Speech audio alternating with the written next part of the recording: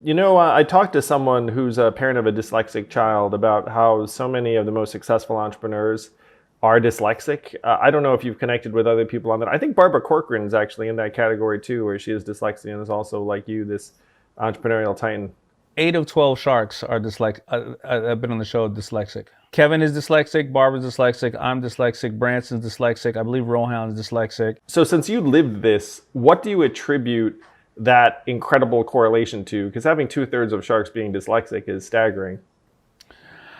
I think that, well, I know that I can attribute my dyslexia to. It is that whenever I would read something, I would have to read it many times because I wasn't not certain that I absorbed the information the right way. And even after that, like I read Think and Grow Rich every other year, and Buffetology and various other books. But after that, I also used to go out and try to practice the things that I thought that I read because I still wasn't certain that I absorbed the information the right way. So going out to practice things would really help me perfect whatever I was doing.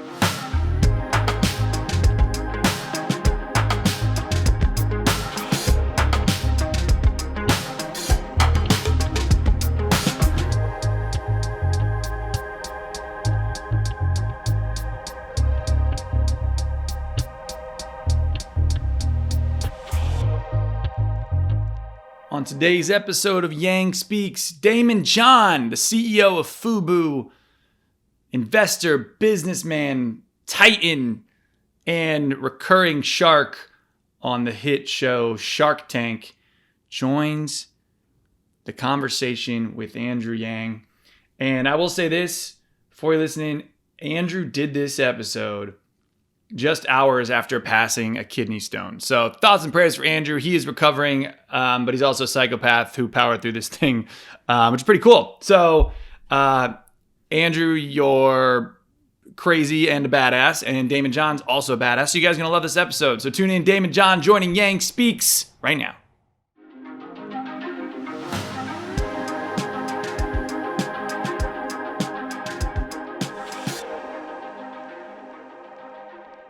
It is my pleasure and privilege to welcome to Yang Speaks my friend, fellow presidential ambassador of global entrepreneurship in the Obama administration, legendary entrepreneur. You probably know him from Shark Tank or from Fubu, which freaking helped shape the culture I grew up in. Daymond John! What's up, man?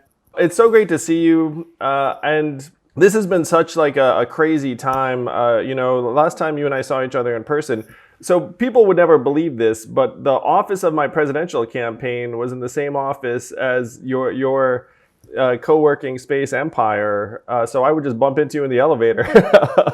And just keep running into each other. Yeah, and then the world changed obviously in March. How have you been like this last number of months?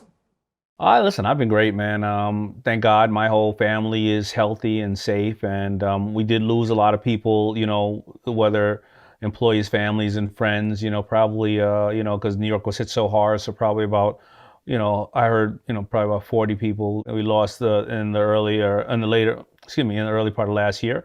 But overall, blessed, healthy, and still around to fight another day. Yeah, it's been so brutal, Daymond. I know so many people lost friends, family members, and loved ones this past number of months. I mean, my parents, frankly, left the country because we thought that was the safest thing for them to do, was for them to leave. And it turns out that was probably right. And then I got COVID myself a couple months ago, which was an ordeal.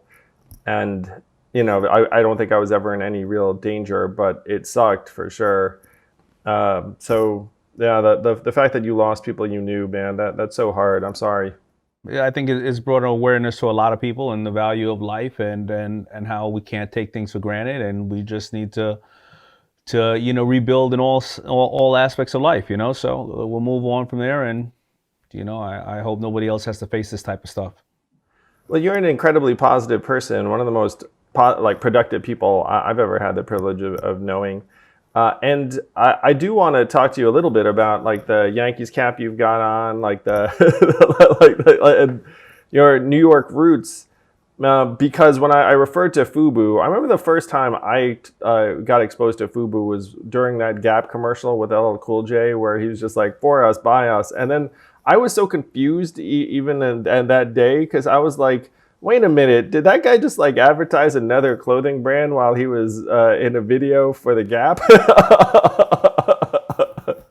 There were a lot of people that were extremely confused when that happened. So the story goes that LL, he wore a baseball cap and he put "For Us, By Us" on the low in the Gap ad, and because he was frustrated, he felt the Gap wasn't really taking, they didn't respect hip hop, they didn't respect him, they just wanted to hire him to do this commercial.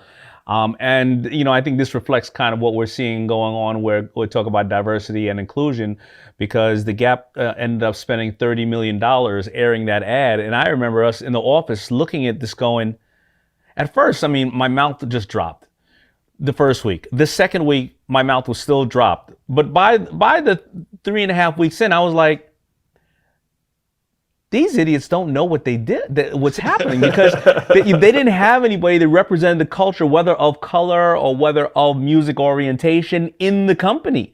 So if you look at sometimes how diversity and inclusion is probably smart, to have a little bit of other opinions, because think about it, they spent $30 million airing Fubu ads. Now, I do have to give it up to the Gap. You know what they did after that? They did their analytics, right? And they realized that the target hit market they were trying to hit increased 300%, because the kids thought they can get Fubu at the Gap. They go out and rerun the ad, and I got to tell you, they were brilliant for doing that, and I'm super happy that they did that as well. That's an incredible story. So that was in the early 90s when you guys were still coming up. And one of the stories that you told me and that I got from your book was your first business was driving a van across Queens, I think it was, where you would just stop and people would get on. And how much money would they give you to get on the van? $1 each. So in New York, we call them, you can either call them gypsy cabs, or what they call them dollar vans, and they're heavily in Brooklyn and Queens, where we go up and down the bus route, and people hop on and hop off and give you $1. And it was my business for a long period of time, but I worked for about 4 years doing that. And then I was just drained, because even though I was making $300 a day, I was grossing $300 a day. I was probably netting $15 a day by the time I pay for all my my beat up van, pay for the gas. And by the way, it's not legal if you don't have taxi and limousine commission issued plates. So I get one ticket from the Department of Transportation for picking up in a bus stop. That was $2,500. So that was a lesson I learned about the difference of grossing and netting, and how you should have all the right things in place to run a business, because if you don't, you can really hurt yourself. So you went from driving back and forth, and during that time, I think you were starting to dabble in attire. Is that right? Like, what, ski hats were some of your first products? Yeah, it was my my couple of hats that I sold on on the corner, and then I would go and buy shirts and stuff with just characters on it, and then I would fill my van filled with, because I'd take the seats out of the van, and then I'd fill it filled with super soakers, and during the Greek Fest or picnic, I'd go down to Jones Beach and sell the super soakers to all the kids. So I was always trying to find a way to make a couple of bucks. Well, Fubu ended up being this incredible leap of faith for your family, your mom. I think she mortgaged the house to get you the startup capital after she saw that the business had potential. What a freaking family, love, loyalty story that is. Because I feel like a lot of mothers would, wouldn't have had that kind of belief or confidence. Yeah, mom had faith, man. She knew that I was working on the house as well. I was paying a lot of the bills at some time. She worked her jobs, I did, and we collectively put together. She wouldn't have necessarily given me the money just out of, a leap of faith, but I had $300,000 in orders, and I came home and I got turned down by 27 banks. Now, I rightfully so got turned down by 27 banks because I was not using the house as collateral, and I didn't have financial intelligence. So I wasn't really filling out a loan application the way that it should be filled out. But she did say, this is all we have, this house. So let's mortgage the house. And then when you get the goods out, you put the money back in. As soon as you make the money, you put the money back in. And she went out and she got $100,000 loan on our house, and I have no idea because the house is worth 75. So till today, I haven't asked her what she did for the rest of the money. But I got to tell you, shout out to moms. Moms are the ultimate entrepreneurs. They figure it out. Well, shoot, man, I'm not sure those banks were right not giving you that loan if you had 300,000 in orders. And that's something I would love to see change, frankly. Like if there is an entrepreneur like you coming up and you have traction and are starting to get momentum, I mean, someone has to believe in your growth, I think. And, you see all these, frankly, like TV commercials where the banks are all like, we're going to be a partner in your growth. You'd like to see that play out for real.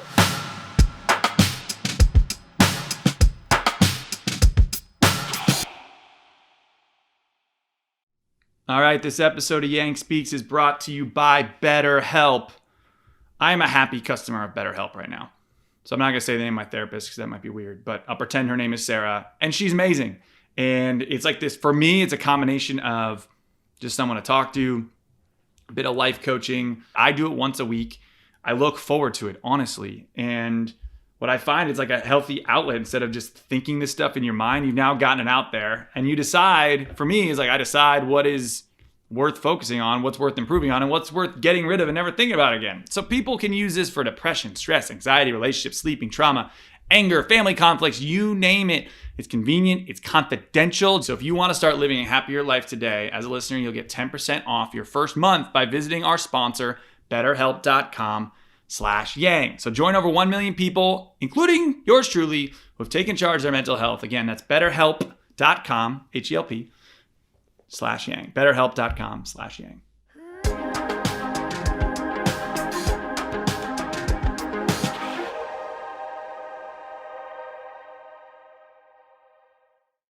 Today's episode is brought to you by Athletic Greens. It's the most comprehensive daily nutritional beverage I've ever had.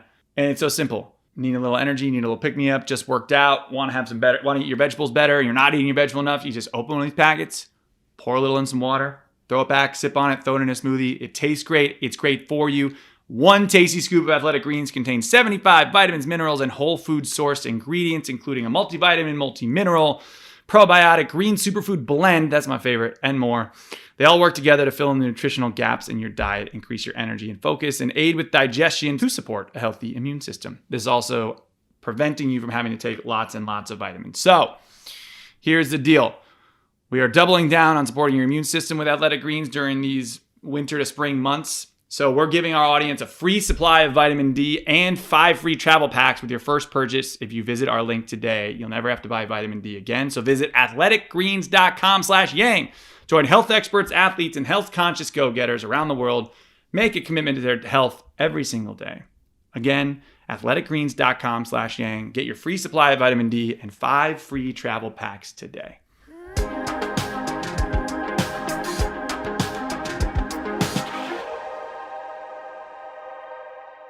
So this was around the time we're talking about where Fubu really took off, right? I started Fubu in 89. I closed it 3 times from 89 to 92. Then I started again in 92 with my buddies. I would start getting public recognition around 95. And like 96, 97 is when I started. I got obviously my bigger manufacturing and distribution deal. And I got Fubu out to the market. And that's when it started to really hit around 97, 98. Well, that's incredible, man. And so how big did the operation get? And when did you, for example, transition out of your home to like an office to a manufacturing facility and all the rest of it? Because that must have been an incredible time. You must have been still over your skis in a lot of ways, like figuring out, I think it was the year 96. I had moved 3 times. Because I turned my house into a factory. I got my deal. And I was now stationed in the Empire State Building. The word was out that Fubu was making money, so I was fearful for my life. Back in the neighborhood, so I couldn't return back to that house. And then I moved my wife, who was my girlfriend at the time. We just had a baby. I moved her to one place. I moved to Manhattan just for 4 months so I can be right there at the office, and then we moved like 2 more times. We finally got our house in Long Island, Sands Point, right around '98. I was in Asia, I was in Europe, and I was traveling most of the time in factories and stuff like that. My life was just a whirlwind, and we were right around '98. I think we started to we started to do around $350 million annual sales, and it was a lot going on. You know, and in the apparel business, that's a great number, but it's not the biggest number. I mean, you could think, you know, people like Nike are doing 30 billion a year, you know, and Ralph Lauren probably 3 billion a year, but 350 million was a lot for me. You know, I told you I was working a van. I was netting $15 a day, so 350 million was quite over my skis.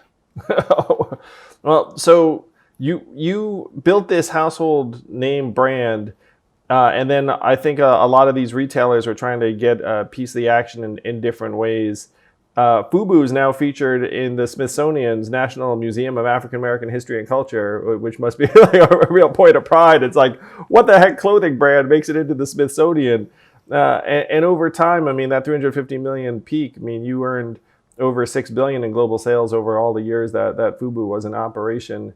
But I do have the sense that, you know, like you were learning as you were going. Like, what are like the giant lessons you took from that? The big takeaways were that there are good and bad people. You know, I came from the streets, and I love this to make apparel for this new genre of music, and I was trying to escape the clutches of drug dealers and various other things I felt in the streets. But the reality is that when you have a lot of money flowing through systems, there's a lot of bad people too. They just don't come with a gun; they come with a pen.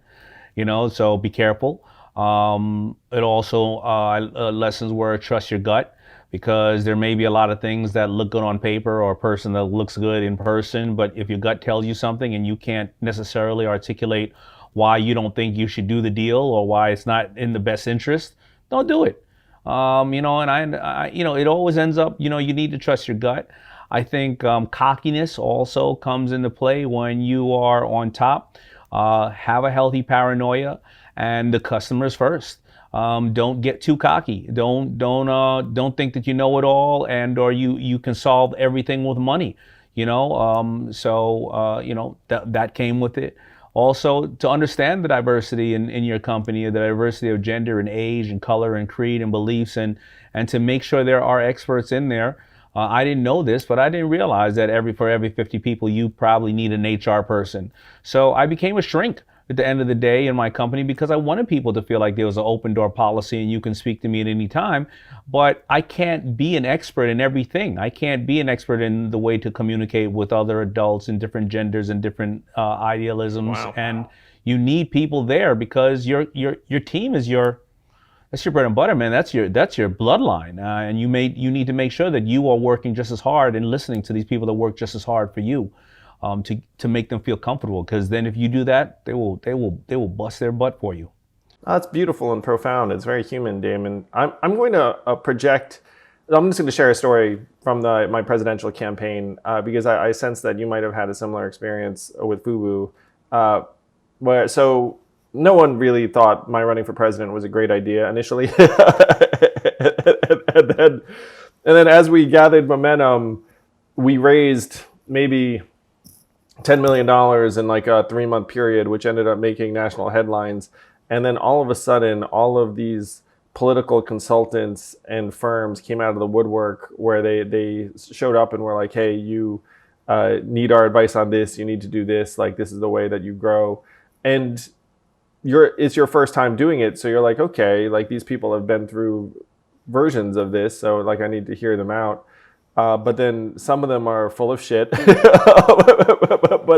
but it takes you a while to figure out which is which, because some of them actually are sharing very valuable, hard-won experience, and you know their guidance is invaluable, and then others are just there like to be parasitic and just freaking latch onto you and try and siphon off as much money as they can during the time they have. Yeah. 100%. And listen, I believe that is a big aspect of anybody's success. You know, not only the great times that you succeeded and the people around you, the great people, but getting screwed or seeing the bad side of it. You know, 'cause and especially in any industry, I'm sure there's no difference in politics, right?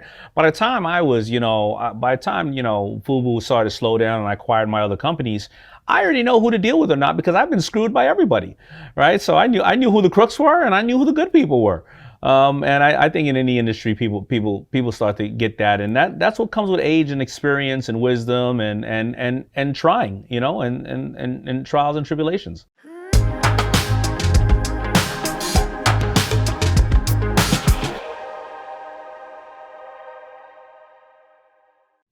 Okay, last time I did a Hello Tushy ad, which we love, the New York Post wrote a piece on this, and so I'm hoping they do it again. So New York Post, if you're listening, here's a Hello Tushy bidet ad for you, and it's awesome. The future of toileting has arrived. Okay, it's actually been around for centuries, but they've been very expensive before now, and Hello Tushy has brought the cost down, and the new Hello Tushy 3.0 modern bidet attachment is here to level the playing field. It's stylish, eco-friendly, easy to install, and affordable. So this new one actually like cleans itself before and after. So they've got this smart spray automatic like self-cleaning nozzle, which is awesome. So it attaches to your existing toilet, no electricity, no additional plumbing, and cuts toilet paper use by 80%. Hello Tushy is good for the environment. Big fan of bidets. You also get a 1-year, 12-month warranty. So check it out for a 60-day risk-free guarantee. And our listeners can go to hellotushy.com/yang to get 10% off a bidet plus free shipping. So get 10% off plus free shipping. Get your butt clean and hellotushy.com/yang. That's hellotushy.com/yang.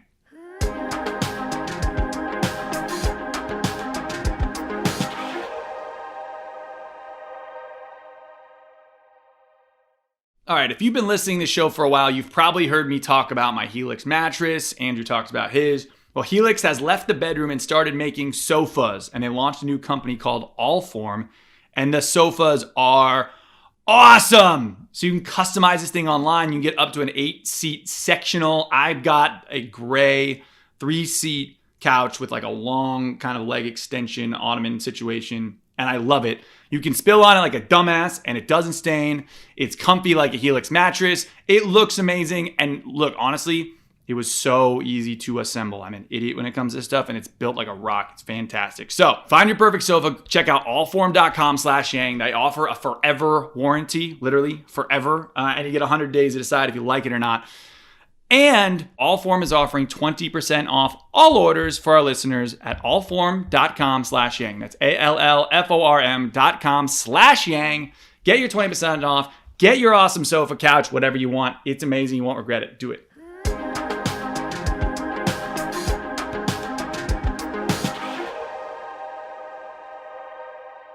So you were running a whole series of businesses, and then you wound up hitting the public eye in a huge way.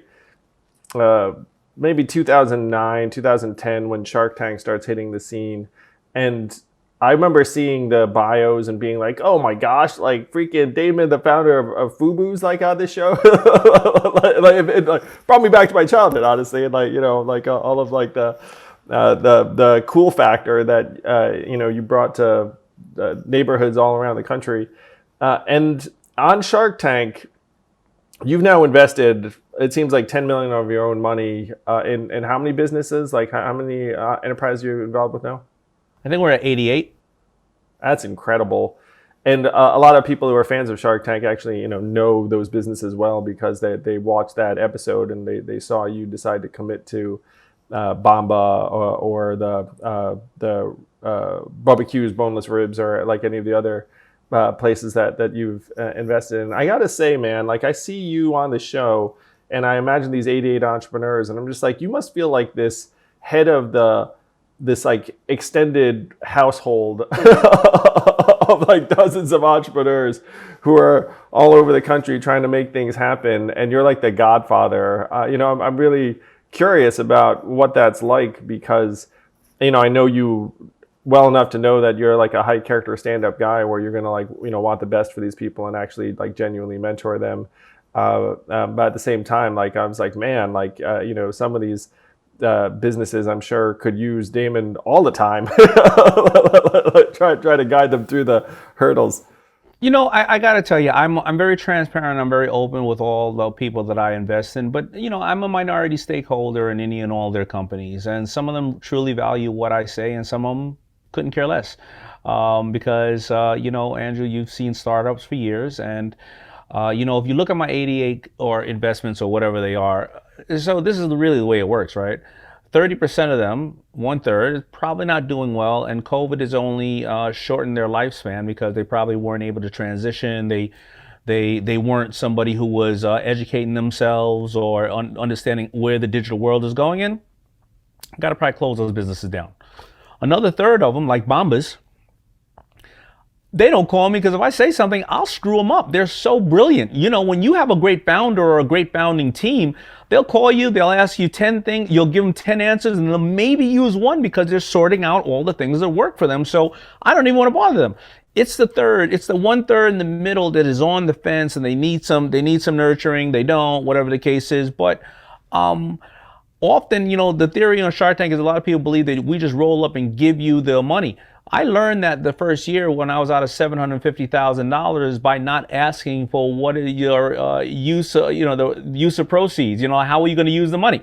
So now sometimes my entrepreneurs aren't really big fans. They go, all right, D, well, if you give us, all the money, no, I'm going to give you 25% of the money, and you need to get the business to here, and then that'll activate the other 25. So, but at the end of the day, they respect me. I hope they do. I respect all of them for allowing me to be part of their dream. But I wouldn't call myself the godfather. I'd call myself the weird cousin in the family, and they'll be like, I don't know if we should talk to Daymond about it, but it is just it is a great opportunity for me to be part of the ones who are successful, and the ones that fail, I'm really happy that they allowed me to be part of their dream. And and I never mention the ones who fail because I don't want to mess up who they are, because somebody who failed in this business and maybe their third, they're gonna hit the gold mine on their fifth business, right? They just learn to start over a little more wisely.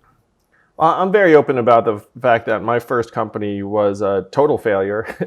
Like I joke all the time on how it was like a mini rise and maximum fall.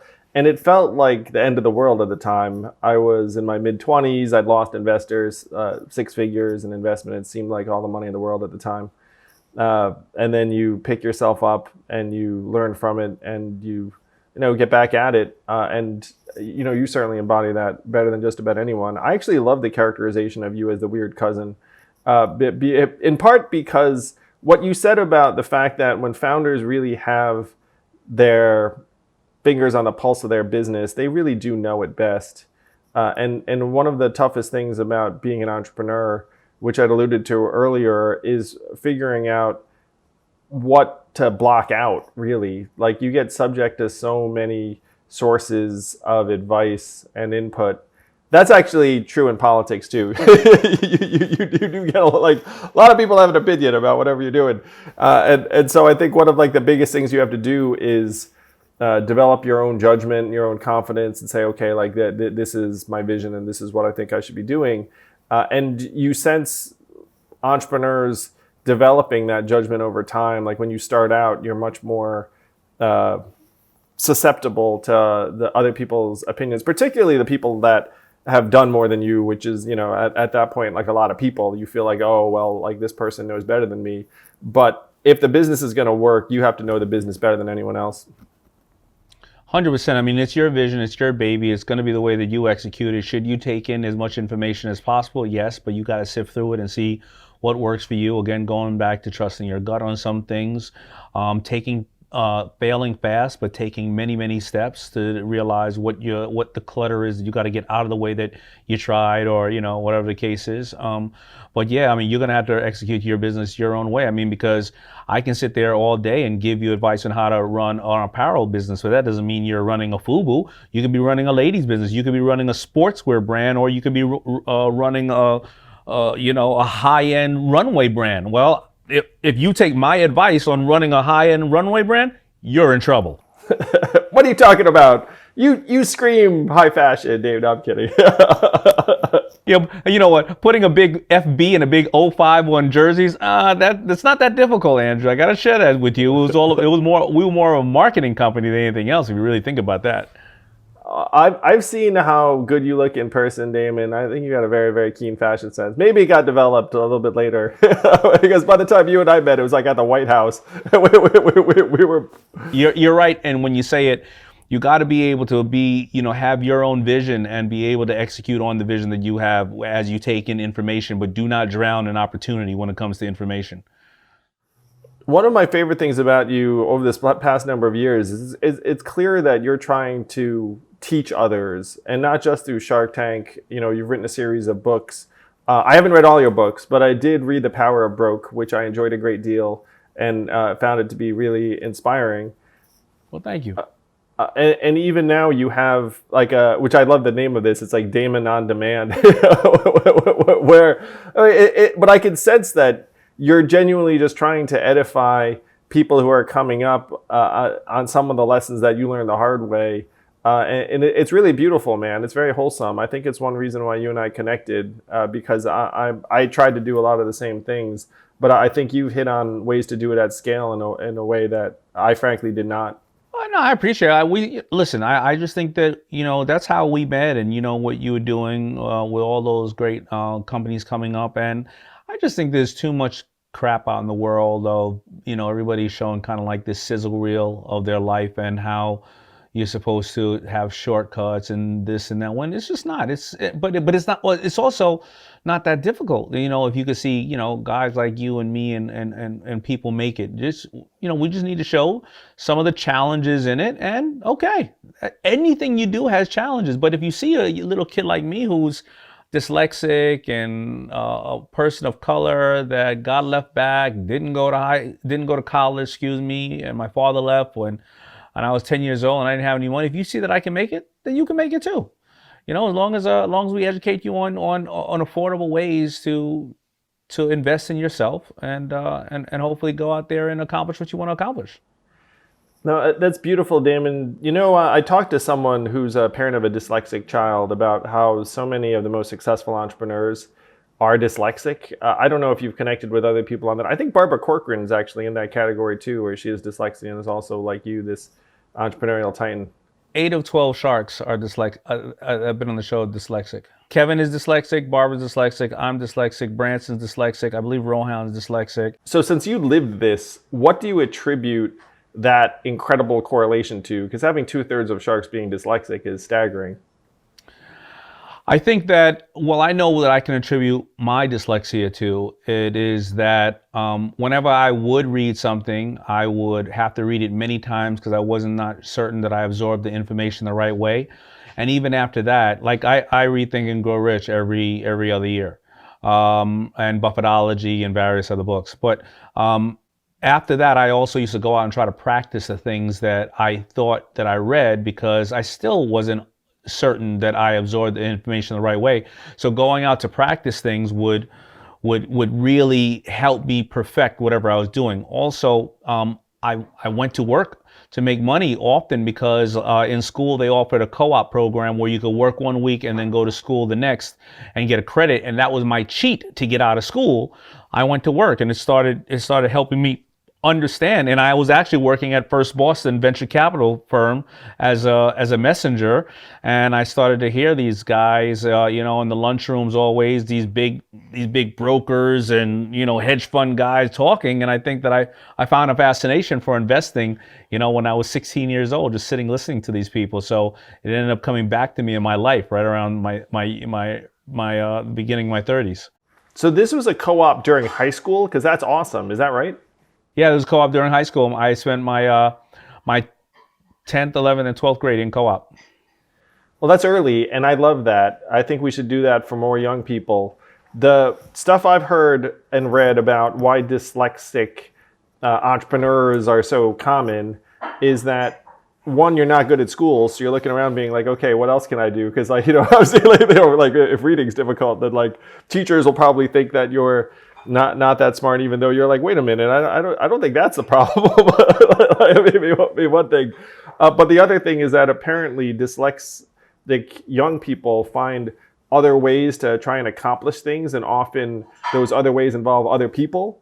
So one of the things that I've read is that if, let's say, you're not going to be good at producing the paper, you look around and be like, well, who would be good at producing this paper? And then you're like, hey, maybe we could like get together. Maybe I'm good at something you're not so good at. Yeah, I think that you bring up some good points, but I do want to share that because so 7 presidents were dyslexic. I think it's something like 48% of entrepreneurs are dyslexic. A large percentage of chefs are dyslexic, but also Einstein was dyslexic.